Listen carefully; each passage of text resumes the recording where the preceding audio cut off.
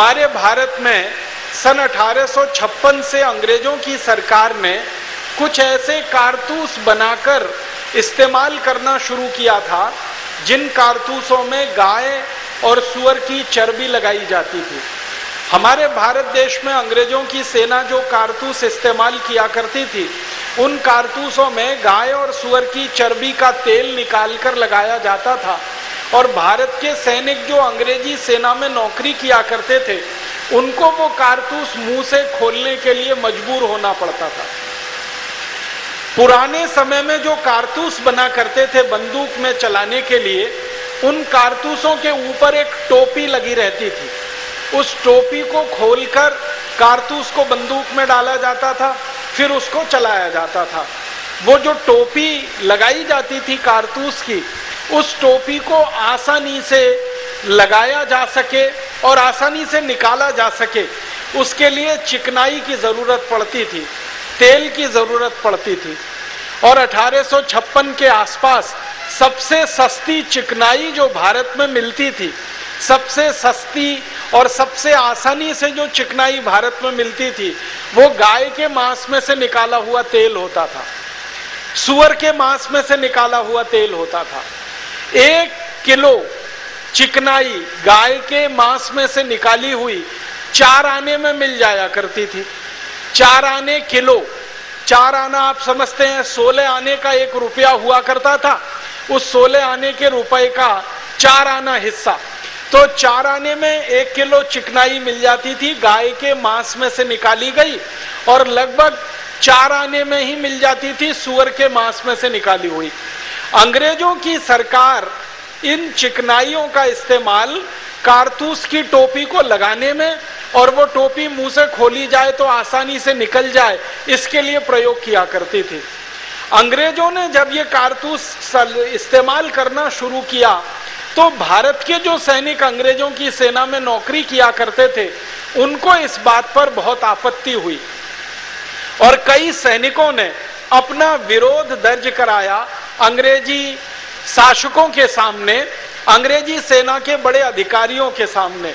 दुर्भाग्य ये हुआ कि जब भी भारतीय सैनिकों ने ये विरोध दर्ज कराया कि हमको गाय की चर्बी के कारतूस मुंह से खोलने पड़ते हैं, तो अंग्रेजों के जो फौजी अफसर हुआ करते थे, उन्होंने इस शिकायत पर कोई ध्यान नहीं दिया और इन्होंने इसको कोई महत्व भी नहीं दिया। कारण क्या था? कारण यह था कि अंग्रेज खुद गाय का मांस खाते थे और अंग्रेजी सेना का एक बड़ा हिस्सा प्रतिदिन गाय का मांस खाया करता था। अंग्रेजी सेना के बहुत बड़े हिस्से में सूअर का भी मांस खाया जाता था। आप जानते हैं, अंग्रेज आए थे यूरोप के इलाके से और यूरोप के इलाके में गाय का मांस खाना सामान्य बात है, सूअर का मांस खाना और भी सामान्य बात है। 2 ही तरह के मांस पूरे यूरोप और अमेरिका में खाए जाते हैं। एक मांस को बीफ कहते हैं अंग्रेजी में, बीफ माने गाय का मांस, और एक मांस को पोर्क कहते हैं, पोर्क माने सूअर का मांस।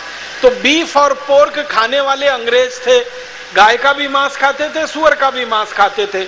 उनके लिए ये कोई महत्व की बात नहीं थी कि गाय का मांस और सूअर का मांस किसी कारतूस में लगा दिया जाए और उस कारतूस को मुंह से खोलना पड़े। उनके लिए तो ये सामान्य बात थी क्योंकि वो खाया करते थे। लेकिन भारत के जो सैनिक थे, भारत के जो नागरिक थे और अंग्रेजी सेना में काम करते थे, उनके लिए ये बहुत आपत्तिजनक था।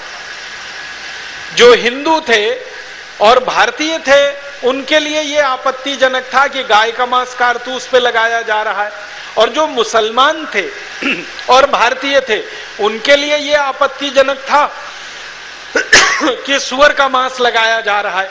इसलिए भारत के सैनिकों ने ये सवाल उठाना शुरू किया सन 1856 से, लेकिन अंग्रेजों के किसी भी अधिकारी ने इस पर ध्यान नहीं दिया। जिन भारतीय सैनिकों ने आपत्ति उठाई थी इन कारतूसों के सवाल पर, उनमें से एक भारतीय सैनिक थे अमर शहीद मंगल पांडे, जिनका नाम हम बड़े आदर से और सम्मान से लेते हैं।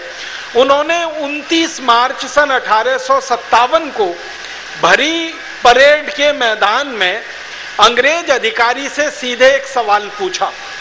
परेड हो रही थी बैरकपुर की छावनी में, सवेरे का समय था, करीब 9 बजे के आसपास का।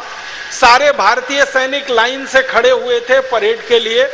उसी समय एक अंग्रेज अधिकारी आया, उसका नाम था मेजर ह्यूसन। उस ह्यूसन नाम के अंग्रेज अधिकारी को अमर शहीद मंगल पांडे ने सीधे एक प्रश्न किया कि क्या हमको अंग्रेज सरकार की तरफ से जो कारतूस दिए जा रहे हैं उसमें गाय की चर्बी लगी हुई है? तो मेजर ह्यूसन ने प्रश्न का उत्तर नहीं दिया, ना उसने हां कहा और ना उसने ना कहा।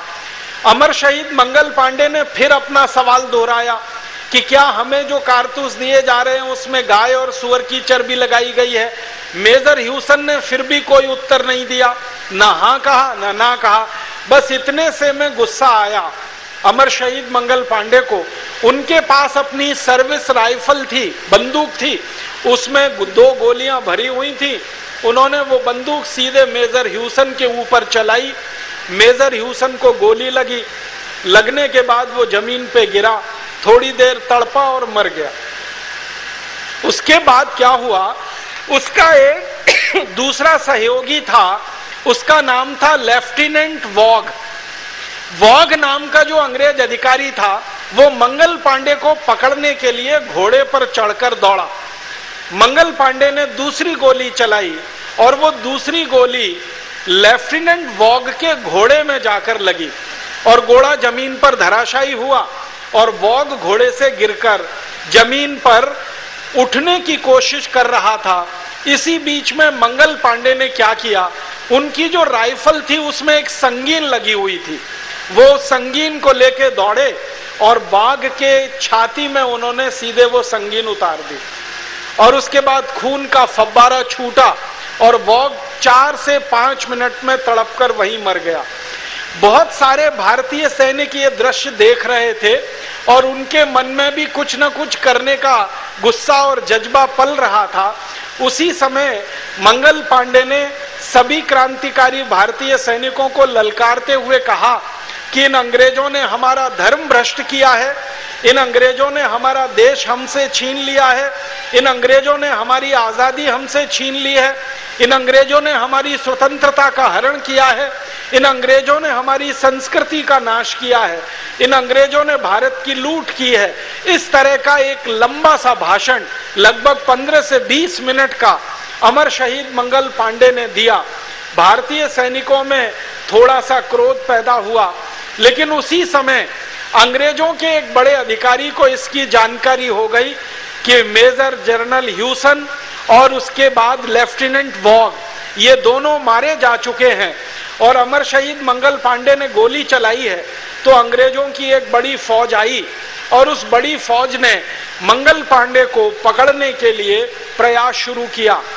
मंगल पांडे ने अपनी राइफल का कारतूस भरने का जो समय था वो समय का इस्तेमाल ना करते हुए राइफल में आगे जो संगीन निकली रहती है, जो तलवार की धार की तरह से काम करती है, उसका सदुपयोग करना शुरू किया और उस राइफल को तलवार की तरह से चलाते हुए उन्होंने कई अंग्रेज सैनिकों के गले काटे, कई अंग्रेज सैनिकों को घायल कर दिया।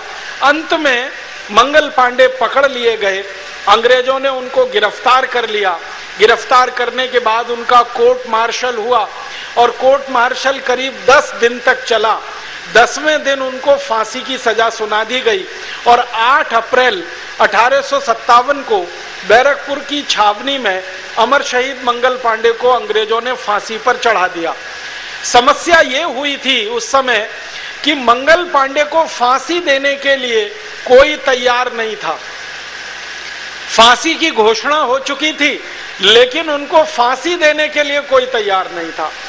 जितने भी जल्लाद अंग्रेजों की सेना में उस समय नौकरी करते थे बैरकपुर की छावनी में, सबने मना कर दिया कि हम मंगल पांडे को फांसी पर नहीं चढ़ाएंगे। तो अंग्रेजों के सामने समस्या ये खड़ी हुई कि फांसी की सजा तो होनी है, अब जल्लाद कोई तैयार नहीं है तो क्या किया जाए। तो अंग्रेजों ने कलकत्ता से फिर कुछ दूसरे जल्लादों को मंगवाया। उन जल्लादों को बहुत ज्यादा पैसे का लालच दिया गया और ना सिर्फ पैसे का लालच दिया गया बल्कि उनको बहुत ज्यादा बड़ी तरक्की मिल जाएगी सेना में, फौज में, उनके बच्चों को जिंदगी भर के लिए फौज में नौकरी मिलेगी और पेंशन की व्यवस्था की जाएगी उनके लिए, ऐसे लालच के साथ 4 जल्लाद कलकत्ता से बुलाए गए। उन जल्लादों ने 8 अप्रैल 1857 को अमर शहीद मंगल पांडे को फांसी पर चढ़ाया।